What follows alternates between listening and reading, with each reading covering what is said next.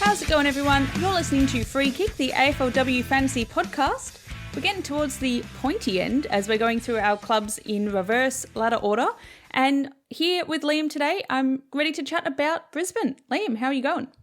I'm pretty good. I'm coming off a bulk day yesterday of watching some practice matches, but it does mean that the season is starting to feel real. And it's always nice to talk about a team like Brisbane who have just been fantasy relevant for so long and have just been relevant in the competition for so long. Every year that we've done this, they always throw up high scorers. They always finish up the top end of the ladder. They always have dominant games where they blow to other teams out in fantasy points.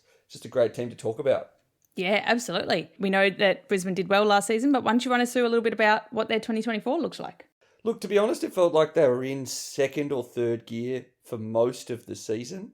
I'd say the biggest difference that they had from seasons past was Taylor Smith really broke out as a player, really became their leading goal kicker and kind of supplemented the fact that Dakota Davidson wasn't quite the same option now. They did manage to make it to the grand final again. They only lost 2 games for the entire regular season.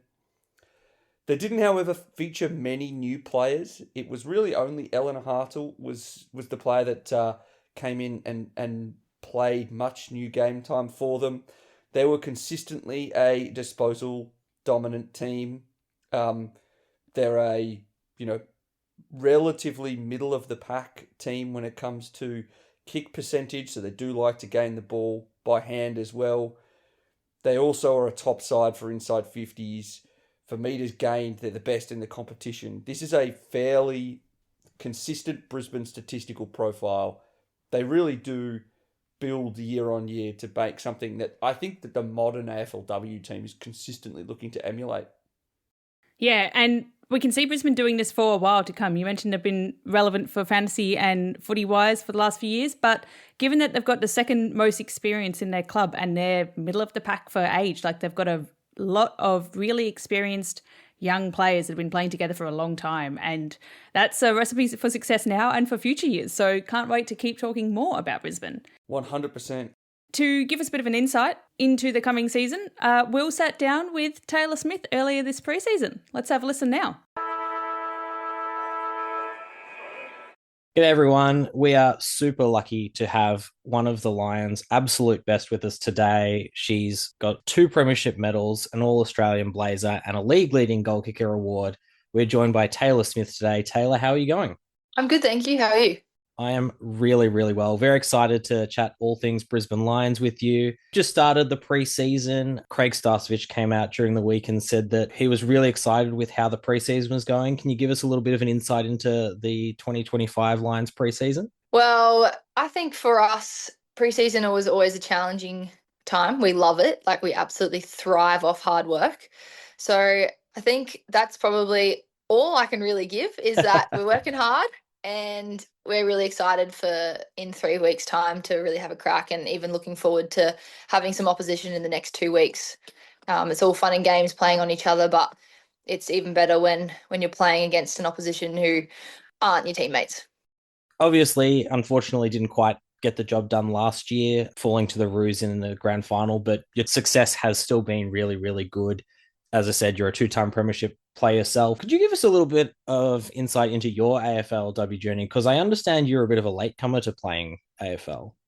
Yeah, I was sort of finishing high school, and the year before, or just maybe at the start of that year, I was still in track and field, and I was doing heptathlons at a national level. And I got injured and had a bit of a long-term injury. And I remember saying I was volunteering at a international athletics carnival, and I said, if I could do anything else, I'd love to give AFL a go one day, thinking that it never happened, and didn't even know at that point, like it would have been coming into the first ever season of AFLW. Yeah. So I actually didn't even know it existed. And then I was just playing like a silly school game. We used to play like other schools in our area on like a field the size of a 50. Like, it was super tiny. Like, just they would put 4 fields on one field. And there was a scout down there, and that was sort of how I got into it. They asked me to come down and trial for the Gold Coast Sunsets, which was the under-17 state cup. And the Gold Coast Sunsets was the team that was in my area. So I went down as a rookie, gave it a go, and I absolutely loved it and never looked back. And at the end of that year, found myself at the Suns Academy, then into Queensland, and then I did that all over again as an overager. So by the time I'd been playing footy for 18 months, I was priority signed by the Gold Coast Suns in their inaugural team. And then from there, I was told I was being delisted after the first year during COVID, and was very, very lucky to be picked up by the Lions in a trade about 20 minutes before the trade period closed. So it was a whirlwind experience. Like I was at work and I'm getting phone calls, and I'm like, I worked in retail at the time, and I was like, I actually have to take this, sorry, and would run out the back and take phone calls. And then my manager rocked up at work with my contract, and like I had to get it signed before this certain amount of time, and it was literally the wildest day. Wow, absolutely hectic. And it worked out pretty well because I believe you got a flag in your first year at the Lions as well. Was that correct? Yeah, it was like pretty crazy. And I think that flag means more to me now than it probably maybe did then, because I was so new to the sport and so new to the competition. And now I have a few more years under my belt. I understand the importance of what we did back then, and how like amazing it was what we did in 2021. So and now I have lost my father since then, but he was there at the 2021 grand final, and I got to enjoy that experience. So it then again means more to me. Yeah, absolutely beautiful. And yeah, you've joined the Lions, who have really been, a very strong team over the last few seasons, and they've also been a breeding ground for exceptional key forward talent. It seems started with Taylor Harris back in the day, Jesse Wardlaw, and now yourself and Dakota Davidson. I guess the first question is there something in the water up in Queensland that really helps developing the key forwards? I don't even know how that happens. I mean, I think you just credit Craig and the Lions as a whole. Like, you don't become a good key forward without, or you can't be a good key forward without good midfielders and good defenders. Otherwise, you don't get a look at the ball, or you don't get nice entries. So I think as a forward, a lot of our success is actually team success, and it comes from the exceptional talent that we have, and the hard work that we have in every line across the ground. And I think we've just been, pretty lucky to have some, really consistent key tools. Yeah, for sure. And you sort of hit the nail on the head there, because I think one of the most exciting things about the Lions in terms of the list is it's really set up for long-term success. You've got the second most experienced list in terms of games played, but in terms of actual average age, you're sort of a middle of the road team. So there's basically just lots of young players who have played a lot of footy together, which must give you a lot of confidence, I guess, going into every new season, given you're playing with players that you've played a lot of footy with. 100%. Like, you can't discredit that. Like, that is also just fun. We know each other really well. And I think that's in any environment. Like, if you worked in a 9-to-5 office job and you worked with the same people, like, you would learn what makes them tick and the things that they don't like, and that just irons out things that don't need to be there. So playing consistent footy with the same people is good. And we've had small changes, refreshing changes over the years as well, of course, and that always keeps things exciting.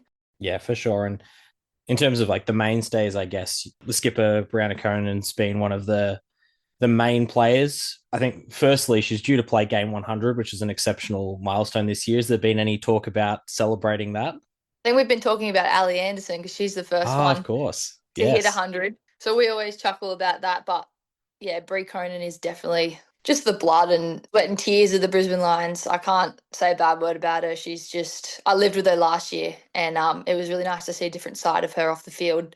But she's an incredible human being and an exceptional leader. Yeah, and I start with Brie Conan because I want to ask the question of, she played a bit around the midfield the last few seasons, but seems to be settling into the backline. Is that something that seems to be likely to go forward, being more in that regular backline spot? Oh, you never know what Craig's thinking. That seems to be true because there's been a few other mid defenders swapping around. Jade Allinger playing a bit off half back, and Poppy Bolts is a player that I'm keen to ask you about as well because she sort of had quite a good breakout season playing defense, but has also been slated for a bit of midfield time. How's she been tracking this preseason? She's just such an athletic human being. So anything she does on the field is usually pretty good, and she's so competitive. So I think whatever line you play her in, she's going to be a competitive beast. Yeah, for sure. And to the other 100 gamer who I very absent-mindedly missed the first time, Ali Anderson. I mean, it must be such a pleasure playing with a player of her quality. Went under the radar a little bit across her first sort of half of her career, but is really getting the plaudits now. And just an exceptional player and athlete, I'm sure.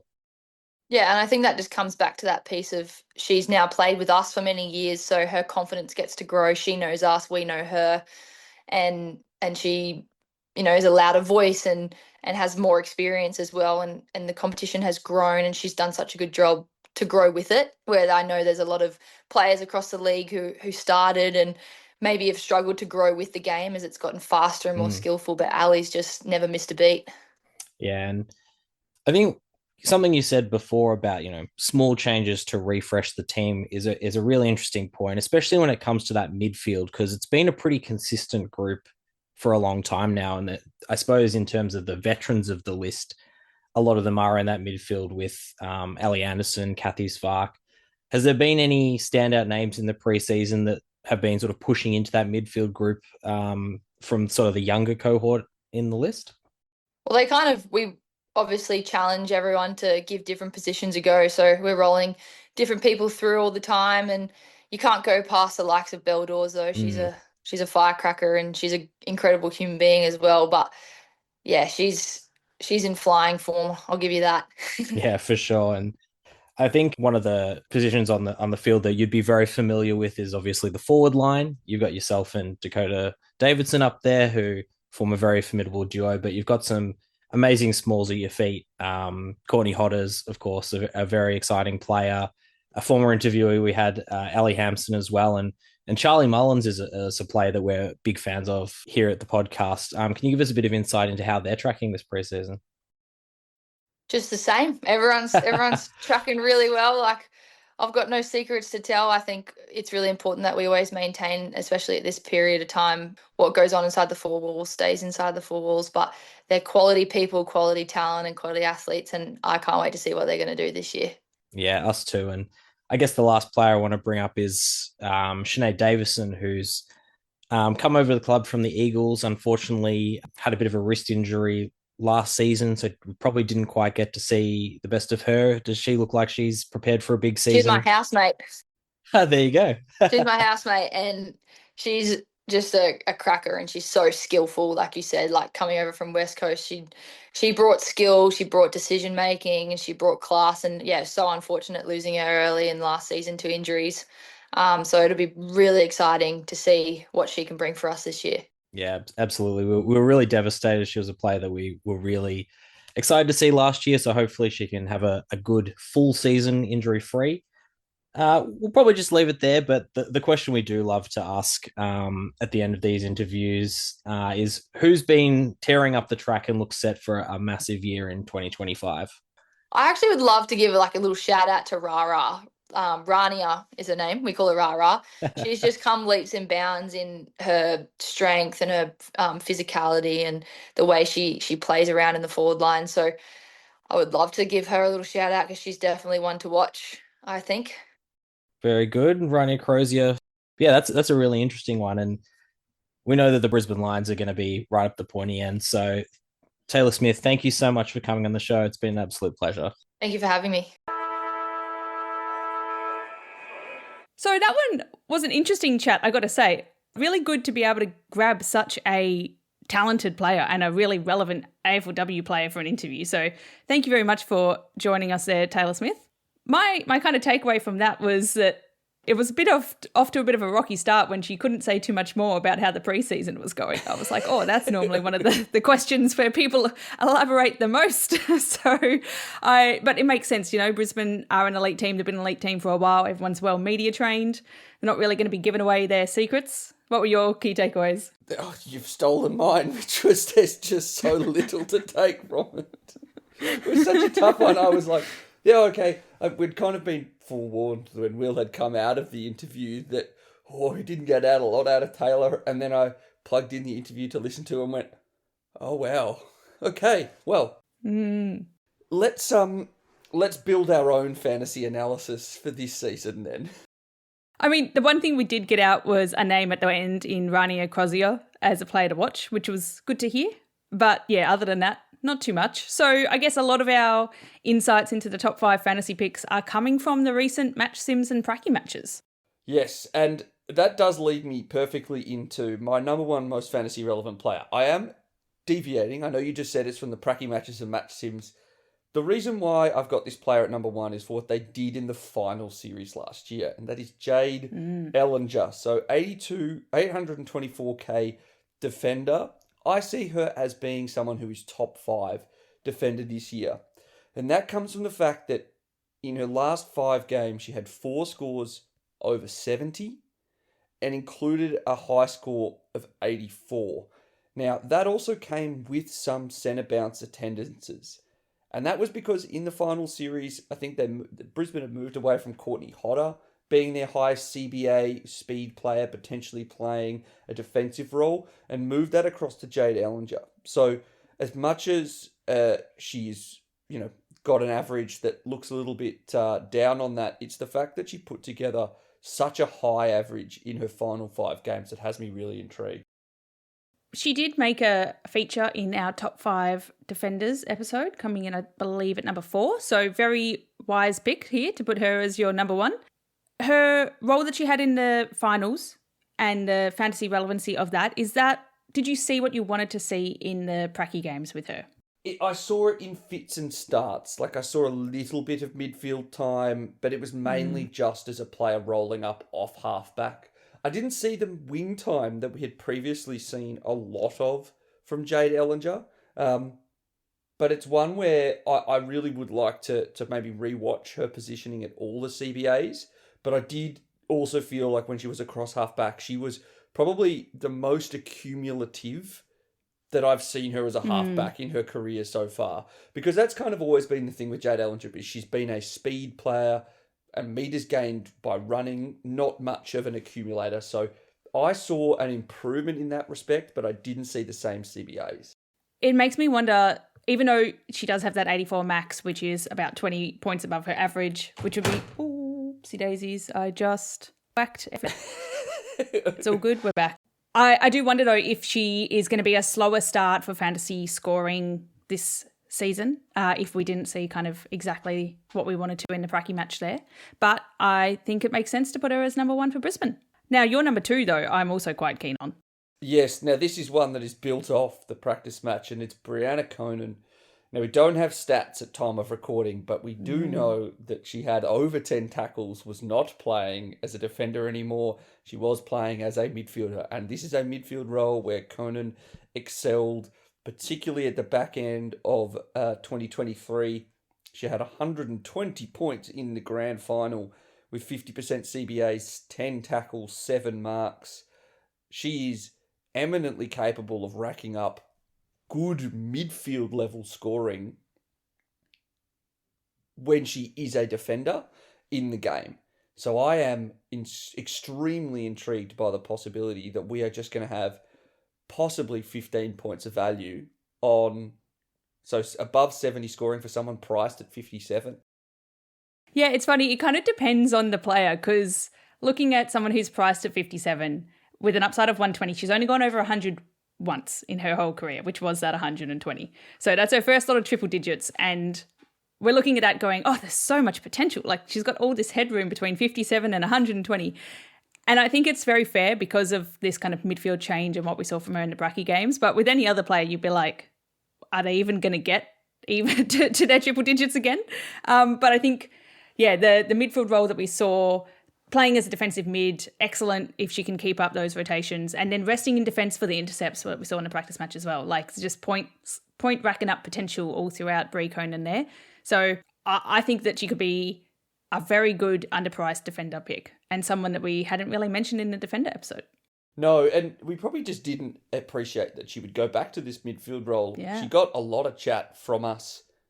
Well, she got a lot of discussion in the back end of season 8. Yeah. She was a midfielder in the game last year, so she didn't really warrant the conversation because, it was going to be hard to see her becoming someone with 20, 30 points of value, which is what we typically look for at someone at around Brie Conan's price in the midfield. But she's shot back into relevancy just with that same midfield role that we really liked at the back end of 2023. So she had gone from someone who was basically off my radar to extremely possible in my side. Extremely possible. I love that. Look, I don't want to commit fully. Well, moving to the other side of the ground. You're right. I am moving to the other end of the ground, but just in fantasy. I'm moving to Charlotte Mullins, who is a forward this season. She is priced at her average of 50 or roundabouts. The reason I like her, though, is her kicking has meant that she's already been pegged to have a defensive and wing role this season. It was the wing role that Charlie Mullins got where she had a massive 104 when she played against Carlton in round 6 of last year. She then finished off the regular seasons with another 2 scores over 70. Charlie Mullins is someone that I didn't exactly see an extremely high accumulation role, but I do see the high scoring potential and the likelihood that she will be someone that Brisbane uses to try and move the ball because her kicking is pretty exceptional. Yeah, I mean, I like it. I think that being priced at 55.4, we'd want to see at least 10, 15 points of upside there for her to be a starting side pick because that is kind of in the midfield madness range. But as Jono's mentioned multiple times, she's got star potential. And, if she's being utilised for her kicks, I think we did see her playing off halfback in the Pracky game and kicking is great for fantasy scoring. So it's nice seeing someone with a max who's almost double what they're priced at. So, yeah, lots of potential there. Yeah, and then I will just move straight into number 4, and she presents a very similar profile, and that's Lily Postlethwaite, who is priced at 49.6, so that's 643k as a defender. It's just another player that's previously been a midfielder and a forward in past seasons, spent a little bit more time off halfback at the back end of last year. Doesn't have quite the same pedigree of high scoring that we've seen from anyone else that I've mentioned so far, who have all had those kind of high 90s or 100 plus scores. But this is someone who made an incredible effort to come back after having been drafted in season 4, successive ACL injuries, took a little bit of time to make their way into the side at Brisbane consistently, but another player who is extremely clean ball user. I won't be shocked if she becomes a kick-in taker down the line, price below 50, in a line that we are definitely struggling to find options that we are confident in defence. It's just a name I need to throw out there as possible value. It's not confident value, but it's enough for me to be interested to start the season. Just a general question for you. We've gone from Jade Ellinger, who is a defender, playing off halfback, Brie Conan, who's listed as a defender but playing in midfield, and then Charlie Mullins and Lily Postlethwaite, who listed as forward and defender, but we both see their fantasy potential coming from their role off halfback or in the backline.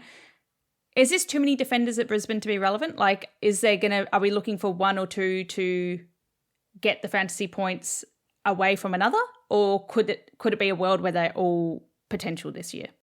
So I think there's a world where 3 are potential, but not 4. Because the other player we're not talking about is Nat Grider, who is someone who we have consistently gone, oh, will she? She just looks so clean and like someone who could really rack up points.